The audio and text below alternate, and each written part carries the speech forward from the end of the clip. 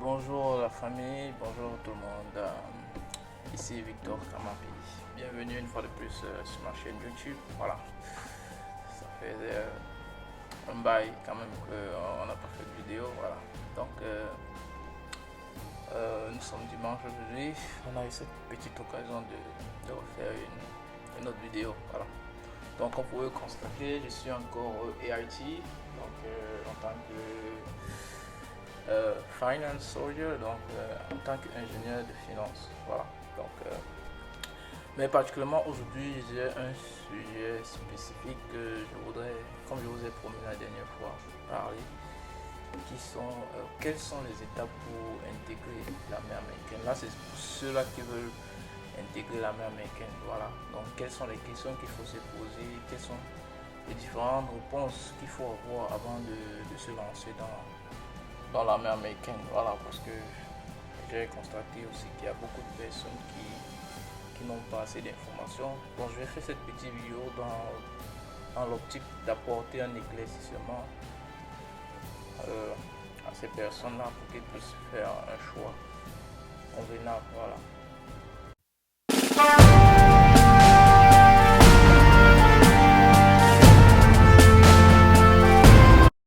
Donc rapidement, sans plus tarder, pour moi j'ai essayé de catégoriser ça. Vraiment, pour que lorsque vous entrez dans le corps militaire ici, vous sachiez pourquoi vous entrez et ce que vous en tirez comme bénéfice. Donc on va rapidement commencer. La première chose déjà pour moi, la première chose, c'est qu'il faut répondre à la question pourquoi est-ce qu'on veut rejoindre l'armée américaine. C'est la première chose qu'il faut savoir. Tu dois être capable de répondre à cette question. Pourquoi est-ce que tu veux rejoindre l'armée américaine? En quoi est-ce que cela te sera bénéfique? Parce que en fin de compte, c'est pas rejoindre l'armée américaine, c'est pas bénéfique à tout le monde. C'est pas bénéfique à tout le monde dans le sens où peut-être en fonction de tes objectifs. Donc tu dois te poser cette question. Pourquoi est-ce que tu veux rejoindre l'armée américaine? Quels sont les bénéfices, par exemple, qu'offre l'armée américaine? Voilà, tu dois être capable de répondre à cette question.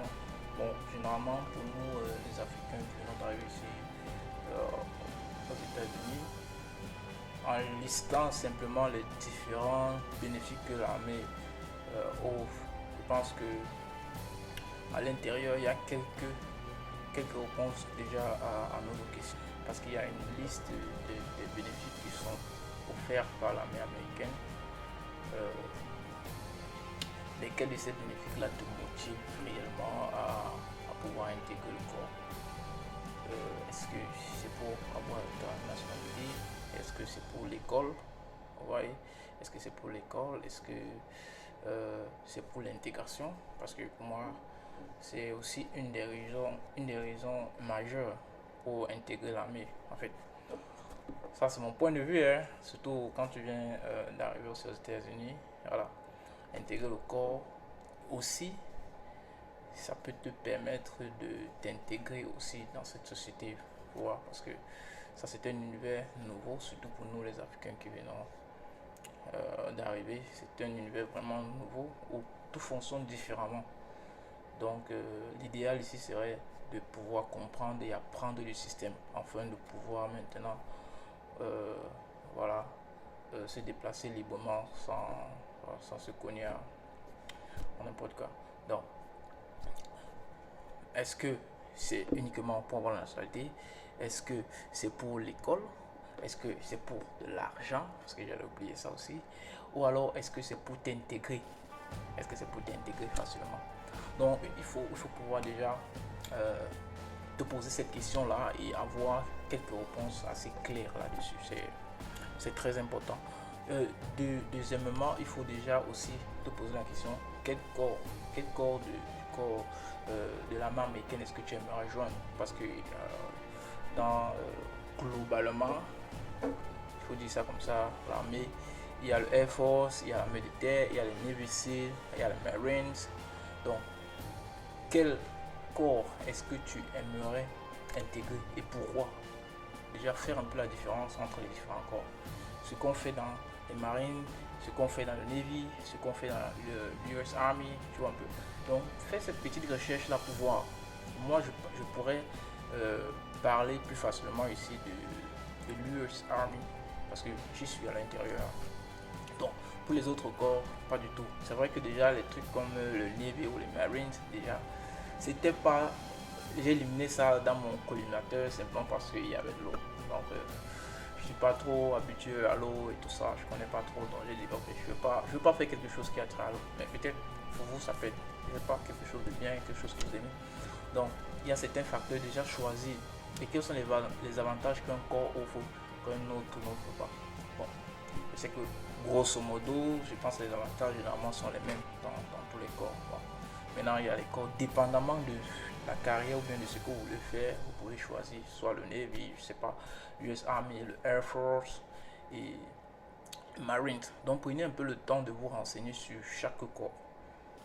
Chaque corps, par exemple, le Air Force, l'US Army, le Navy ou les Marines. Donc, les corps sont vraiment différents. Les corps sont différents. Le prime et les corps sont différents. Voilà. Donc, la taille du corps aussi compte. Les opportunités dans le corps, ça compte. Voilà. Parce que si je prends par exemple le cas de l'armée américaine, de l'US Army particulièrement, elle est plus vaste. Par exemple que l'US Force, donc il y a beaucoup plus d'opportunités ici. Le déplacement est beaucoup plus flexible dans l'US Army parce qu'il y a beaucoup de jobs à l'intérieur. Donc les différents boulots que nous connaissons, tu peux facilement t'y retrouver à l'intérieur. Le Air Force aussi, il est grand, mais il est devant le US Army. Je pense que le Air Force c'est plus petit. Donc du coup, la disponibilité des boulots aussi peut être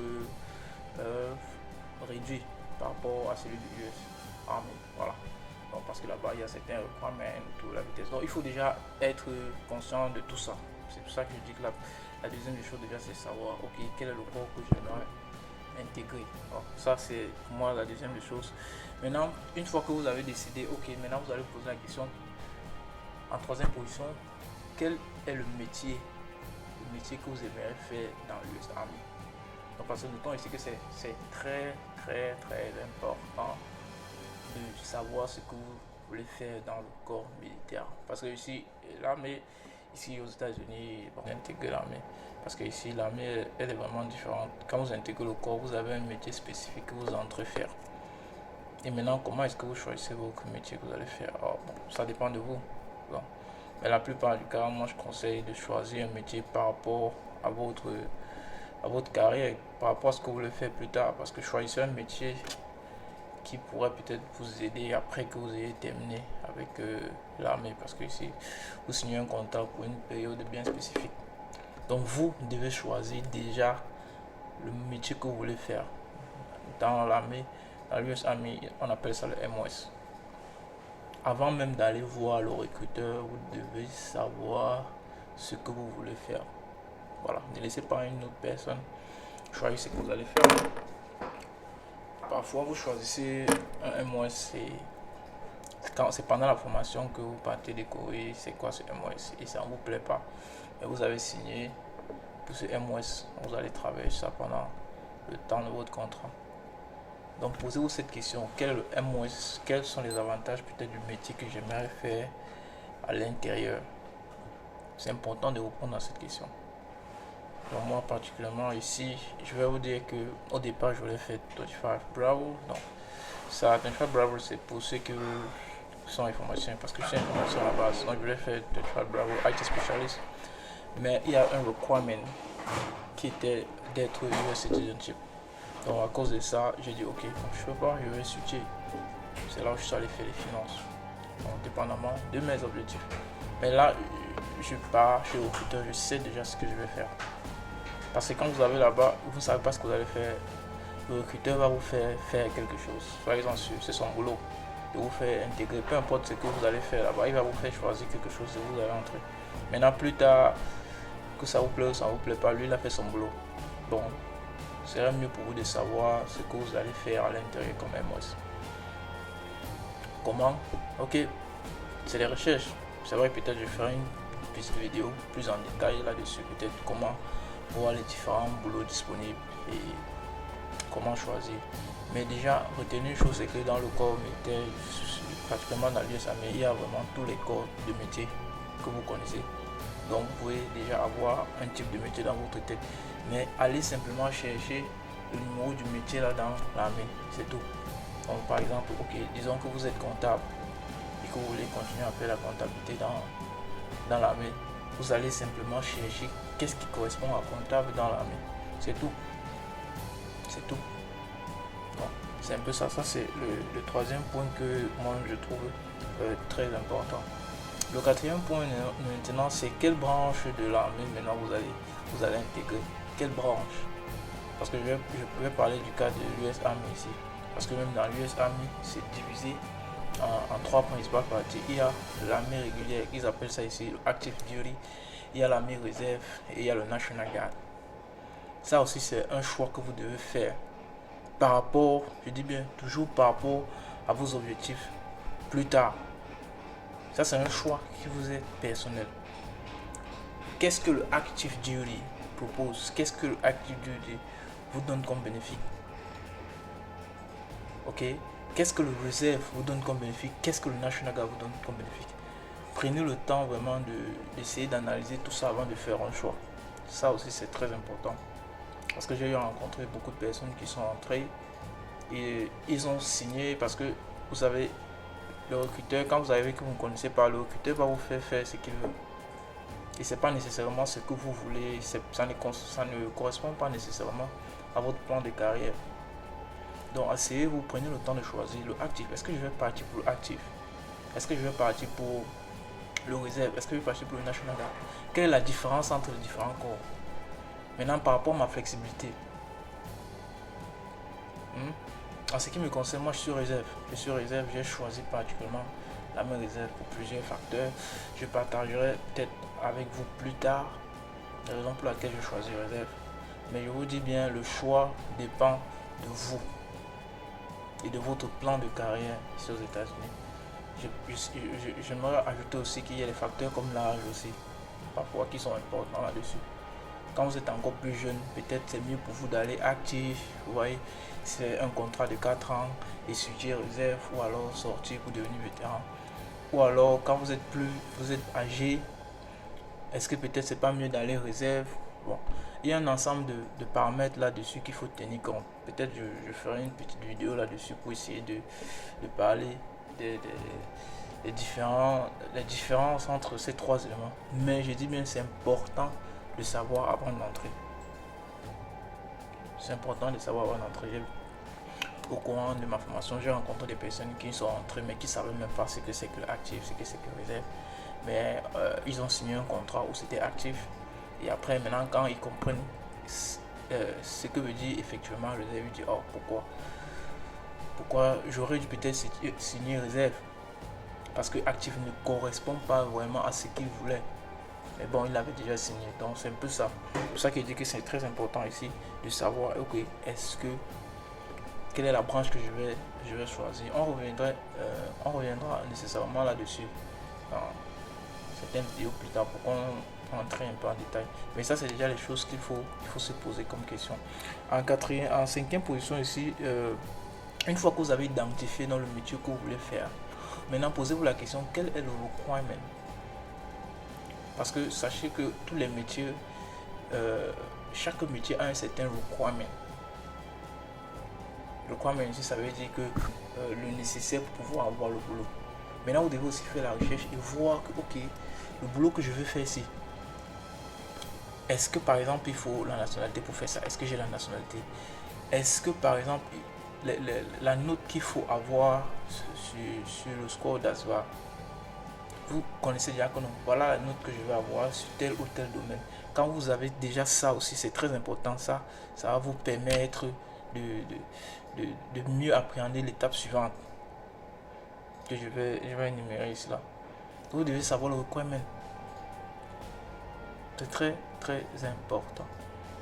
Donc le requirement, et maintenant je vais passer à la 6e étape ici, qui veut dire maintenant se préparer pour passer le test d'ASVA. Parce que la préparation pour le test d'ASVA maintenant est beaucoup plus centrée.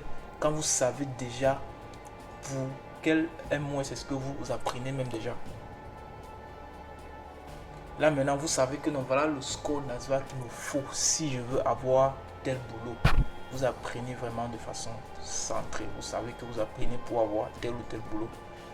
Et là maintenant, vous commencez vos préparatifs pour passer le test d'ASVA. Ça aussi, passer aussi le test d'ASVA pour quelqu'un qui vient d'arriver ou alors quelqu'un qui n'a pas assez,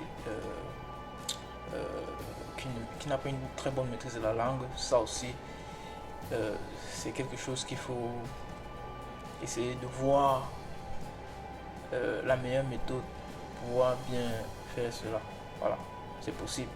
Mais une fois que vous avez structuré vos choses, comme je suis en train de dire, vous allez trouver forcément un moyen.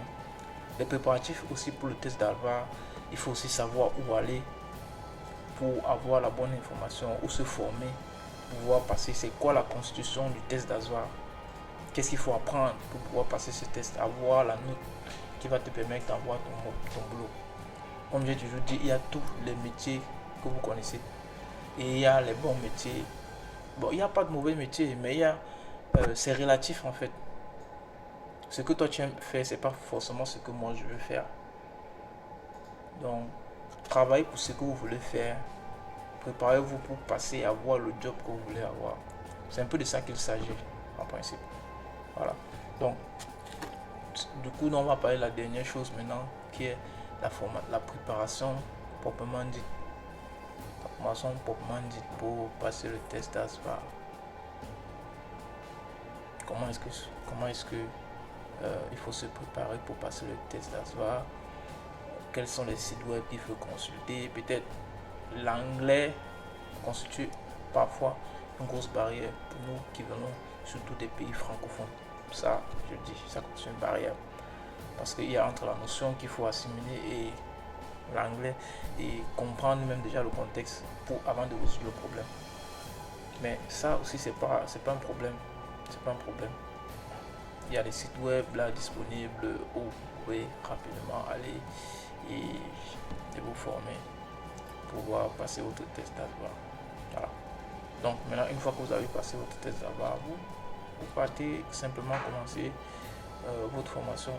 Il y a un autre point ici que j'allais oublier en parlant de l'anglais ici, c'est que vous ne sachiez pas passer l'anglais, c'est pas grave. Mais le plus important, c'est de passer le test d'ASVA. Quand vous passez le test d'ASVA, ils vont vous faire passer un test de langue. Si vous réussissez le test de langue, c'est pas grave. Ils vont simplement ajouter dans votre formation une partie où vous devez aller apprendre les cours d'anglais avant de commencer la formation militaire proprement dite. Donc, c'est pas grave. Voilà. Donc, grosso modo, ça c'est un peu pour moi les différentes la structure qu'il faut peut-être suivre, l'algorithme qu'il faut suivre pour pouvoir intégrer vraiment clairement le corps militaire. Donc si je récapitule ici, la première question que vous devez vous poser, c'est pourquoi est-ce que vous voulez joindre le corps militaire. Deuxième de chose, quel corps de la grande armée est-ce que vous voulez intégrer par rapport à vos requirements. La troisième de chose maintenant, quel est le métier que vous voulez faire à l'intérieur.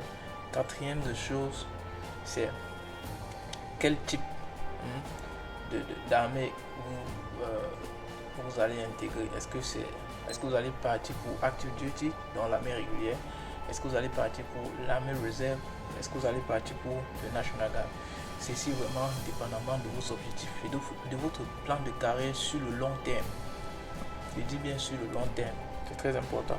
Et cinquièmement, maintenant, quels sont les requirements maintenant pour avoir le boulot que vous avez choisi. Dès que vous avez identifié le requirement, ok, maintenant vous allez passer maintenant à la préparation du test d'ASVA pour pouvoir avoir ce job. Comment se prépare?